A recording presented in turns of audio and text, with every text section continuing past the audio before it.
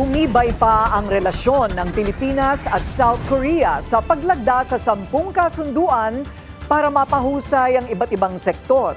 Ang detalye sa agenda report ni Ivy Reyes.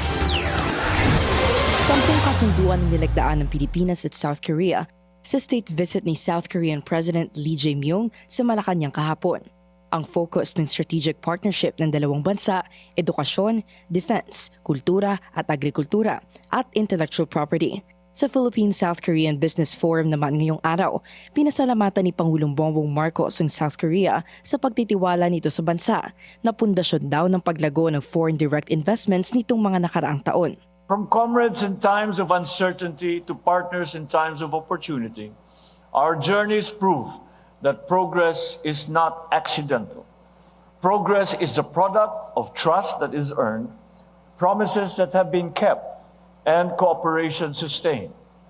It is built when nations stand by their commitments, when partnerships are guided by transparency, and when growth is pursued for all.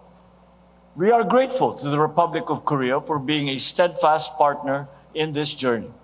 Because of the confidence that you have placed in our country, foreign direct investments have grown through the decades. Nadagdagan din ng mga pirmadong kasunduan sa shipbuilding, nuclear energy, aerospace, critical minerals at supply chain and retail ang 10 Memorandum of Understanding na sinelyuhan kahapon.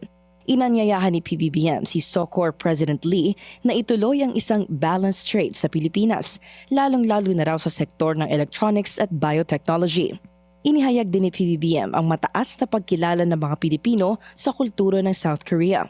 And Filipinos also have embraced very much Korean culture, starting with K-pop, K-drama, and of course our shared values. The Korean cuisine has become one of the most popular cuisines here in the Philippines.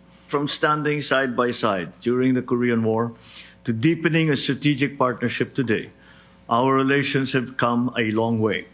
Kung ano raw ang pagkilala ng mga Koreano sa world-renowned mangoes ng Pilipinas, pati mga tourist destination ito. Ganoon din daw ang pagtanggap ng Pilipinas, lalong-lalo na sa kultura ng musika at pelikula ng SOCOR. Para sa agenda, Ivy Reyes, Billionaire News Channel. Manatiling nakatutok sa Bilyonaryo News Channel. Sumubaybay sa aming social media accounts at mag-subscribe sa aming YouTube channel para sa mga bago at eksklusibong balita.